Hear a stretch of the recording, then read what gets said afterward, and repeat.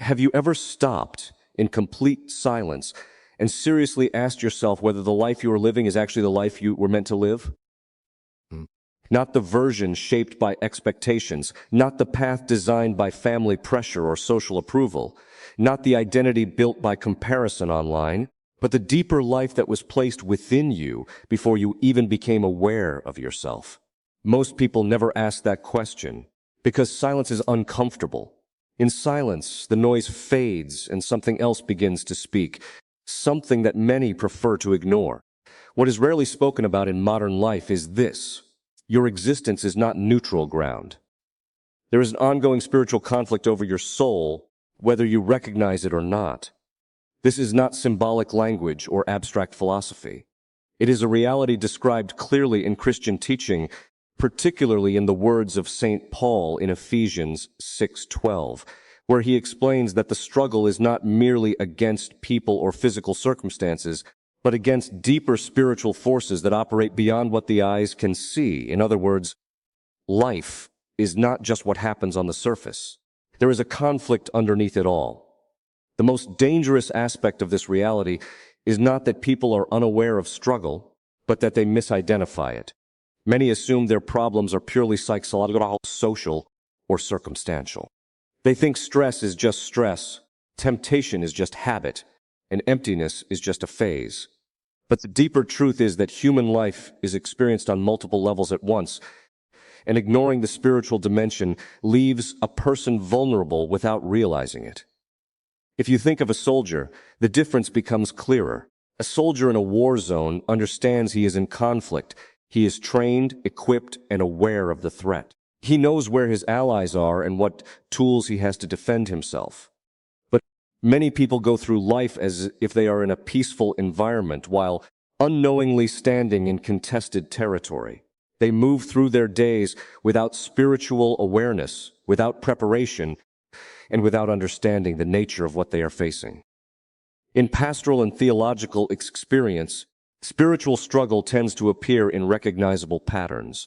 These are often described in 3 stages: temptation, obsession, and in rare cases, possession. Most people are familiar with the idea of temptation. It is the moment when a thought, desire, or image enters the mind and presents itself as something appealing or persuasive. This is part of ordinary human experience. Every person, regardless of belief, encounters it in one form or another. Possession, on the other hand, is something entirely different. It is extreme, rare, and heavily guarded against within formal religious discernment. It does not resemble the exaggerated portrayals seen in entertainment. It is not common, and it is not the typical form of spiritual struggle most people will face. The most overlooked and most dangerous stage is something far more subtle: obsession. This is where influence begins to shape not just isolated thoughts, but patterns of thinking, emotional stability, and inner peace. A person experiencing this may find their mind stuck in cycles they cannot easily break. Anxiety becomes persistent without clear cause. Focus becomes difficult. Prayer or reflection feels blocked or empty. Relationships begin to strain without obvious reason. Internally, there is a sense that something is wrong, but it cannot be clearly identified. This is where many people quietly suffer without understanding why. Life appears normal on the outside, but internally there is fragmentation, distraction, and emotional unrest. Over time, condition becomes so familiar that it feels like personality rather than disturbance. One of the key vulnerabilities in this state is distraction. When attention is constantly pulled outward, the inner life weakens. Modern life intensifies this through constant stimulation, endless media, and continuous consumption of content. The mind rarely rests long enough to become aware of its own condition. In that environment, deeper reflection becomes difficult, and spiritual awareness fades without resistance. This is also where destructive patterns take root without being recognized. Habits that dull awareness, behaviors that disconnect the conscience, and repeated avoidance of inner responsibilities slowly shape a person's interior life. The danger is not usually sudden collapse, but gradual erosion. A person does not wake up one day transformed in an instant. Instead, they slowly become distant from clarity, purpose, and inner stability. At the center of this entire struggle is a strategy that is often underestimated. The most effective deception is not aggression, but invisibility. If a person does not believe they are in a struggle, they will not prepare for it. They will not seek guidance, discipline, or protection. They will interpret their difficulties as isolated problems rather than connected patterns. That is why awareness itself becomes the first turning point. The moment a person begins to recognize that their inner life has structure, vulnerability, and direction, something changes. They begin to see patterns instead of random events. They begin to question what influences their thoughts, their habits, and their emotional state. This is where the real beginning of the struggle takes shape, not in fear, but in clarity. Because once something is seen clearly, can no longer be ignored in the same way. And from that point forward, the question is no longer whether influence exists, but how a person chooses to respond to it.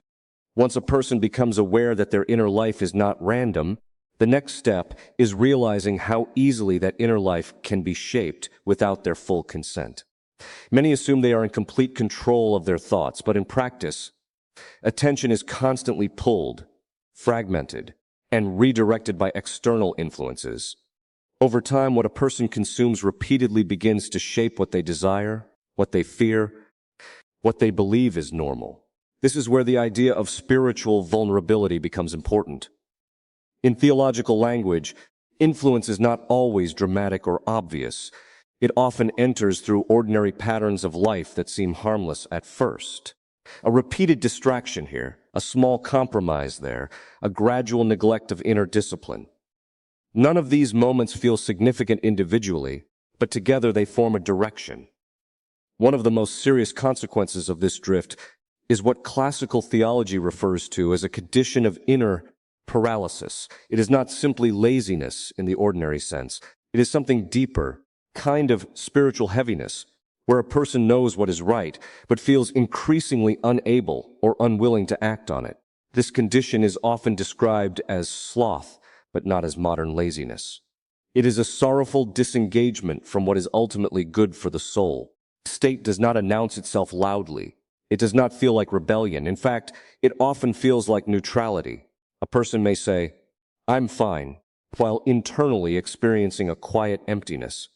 They may continue daily routines, maintain appearances, and fulfill responsibilities, but something essential is missing: interior movement toward growth.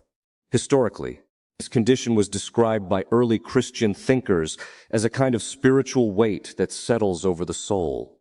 It resists prayer, weakens motivation, and makes meaningful change feel distant or unnecessary.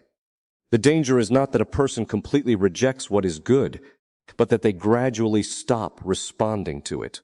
In modern life, this condition is intensified by constant stimulation. The mind is rarely left without input. When every quiet moment is filled with scrolling, watching, or consuming, inner voice becomes harder to hear. Over time, silence itself can feel uncomfortable, and when silence is avoided, self-examination is also avoided. This creates a cycle.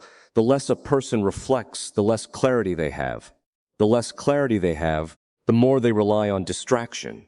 And the more they rely on distraction, the weaker their capacity for reflection becomes. In this cycle, spiritual growth slows without obvious resistance, because nothing appears dramatically wrong on the surface.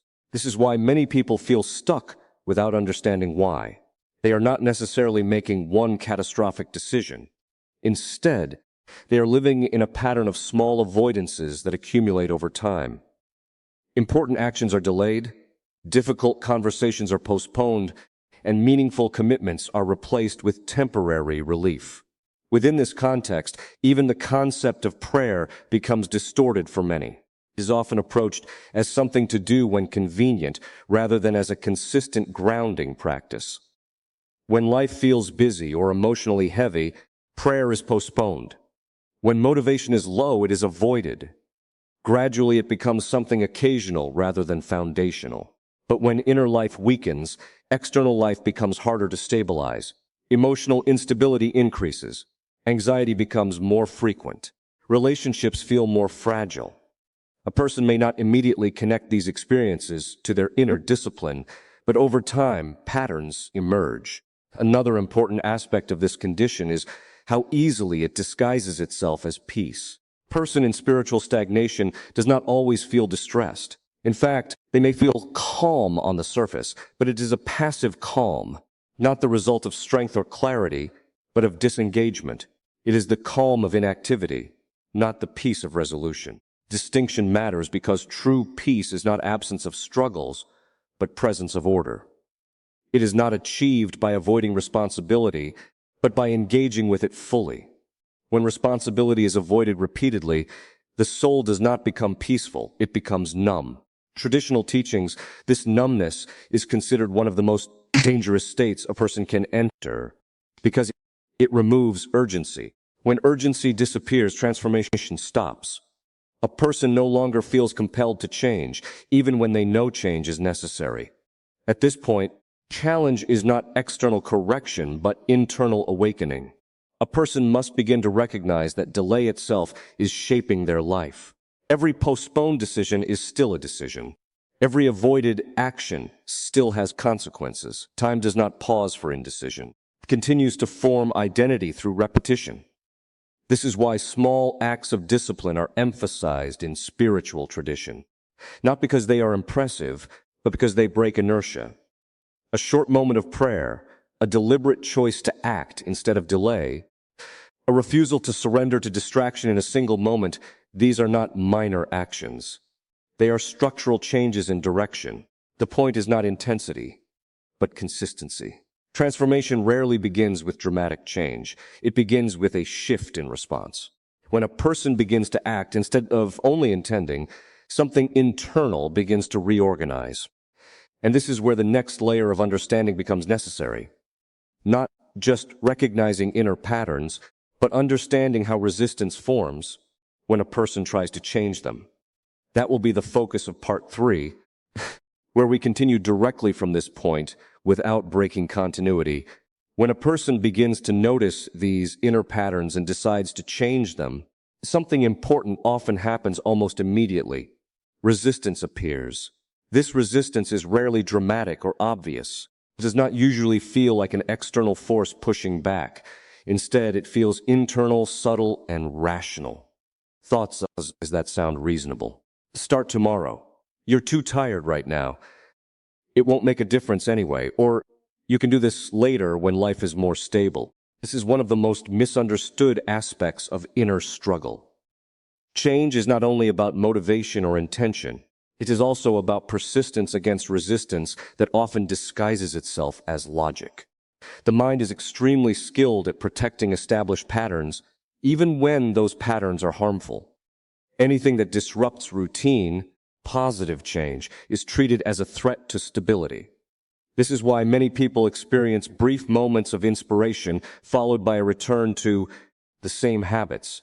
They feel a desire to improve, to pray, to discipline themselves, to reconnect with purpose, but that desire often weakens when it encounters discomfort. Result is not rejection of change, but delay of it. And repeated delay slowly becomes a form of acceptance of stagnation. In theological reflection, this inner resistance is not simply psychological. It is also understood as part of a broader struggle over direction and attention.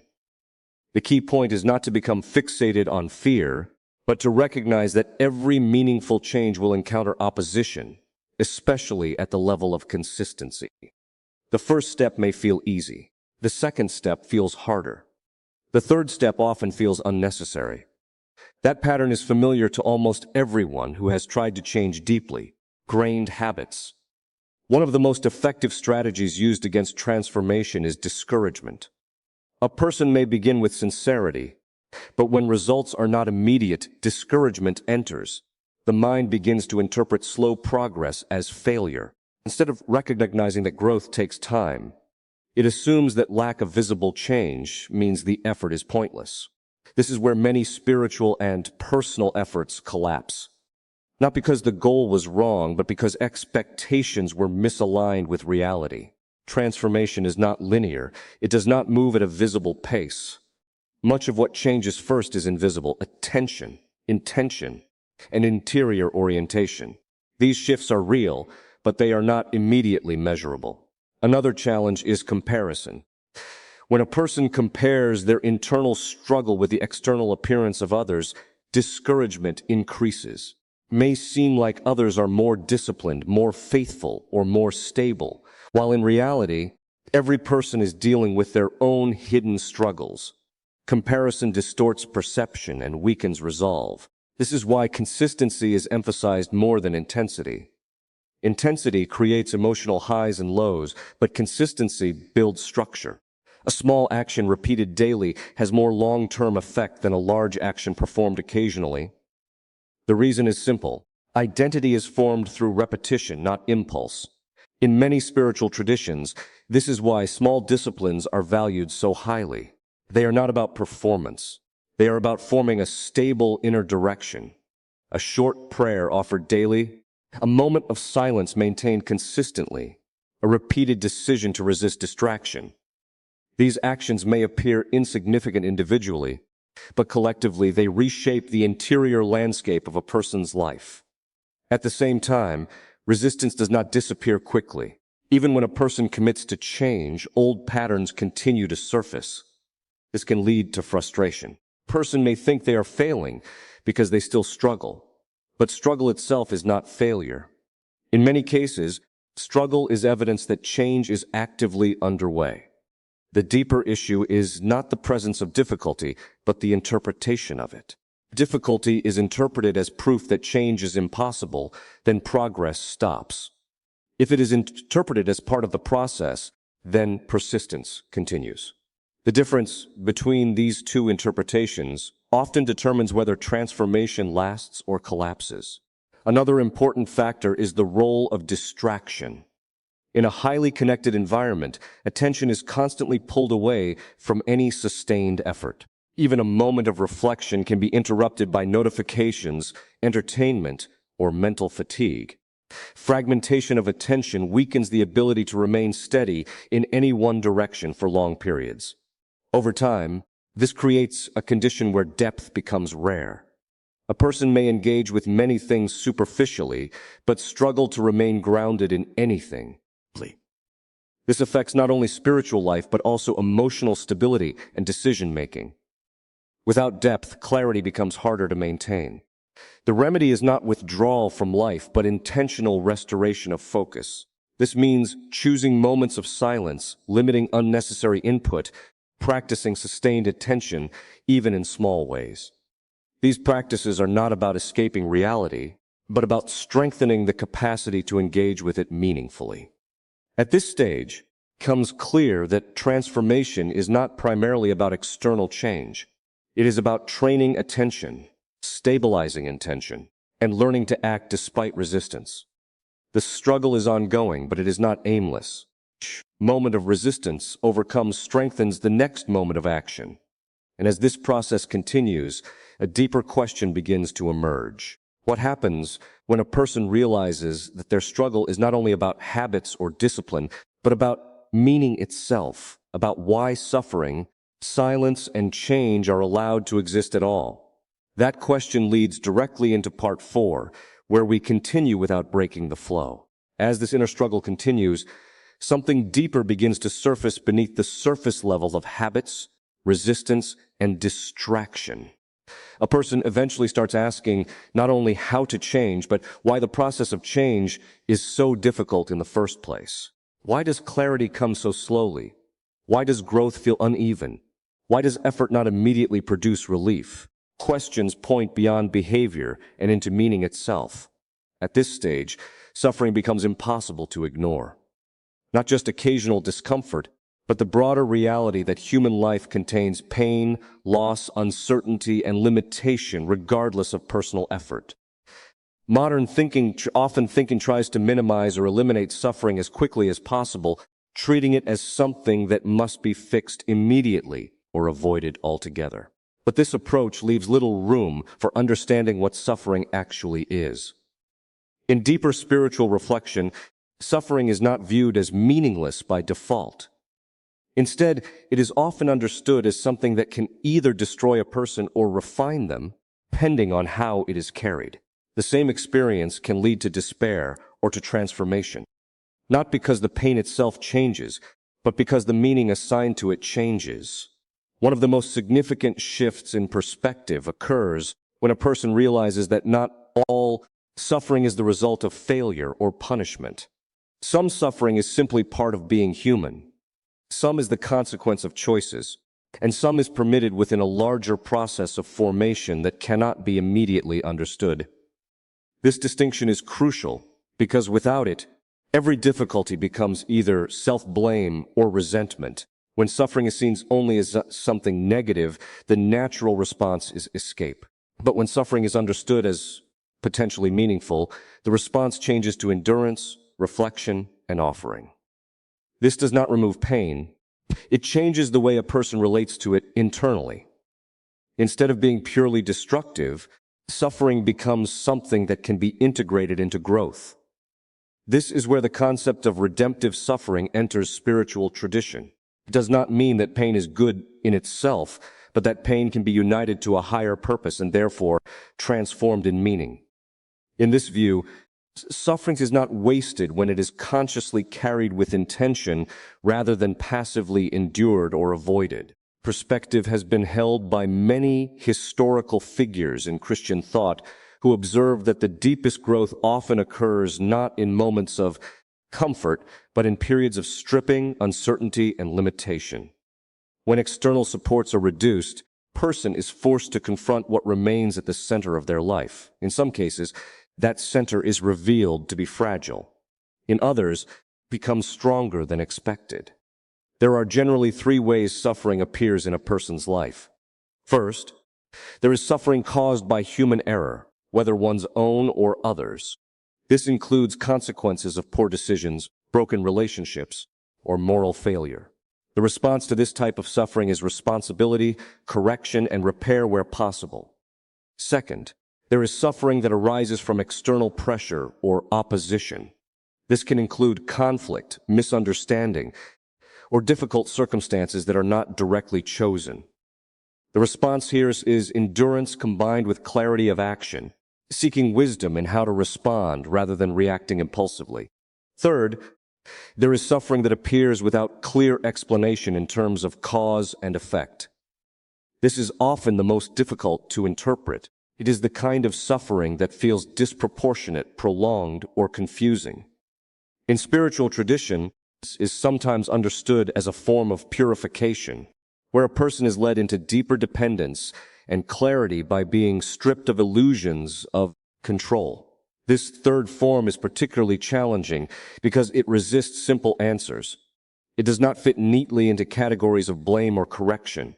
Instead, it requires trust, patience, and the willingness to remain faithful even without immediate understanding. Many people struggle here because modern thinking tends to demand immediate explanation for everything. But not all processes are immediately transparent while they are unfolding.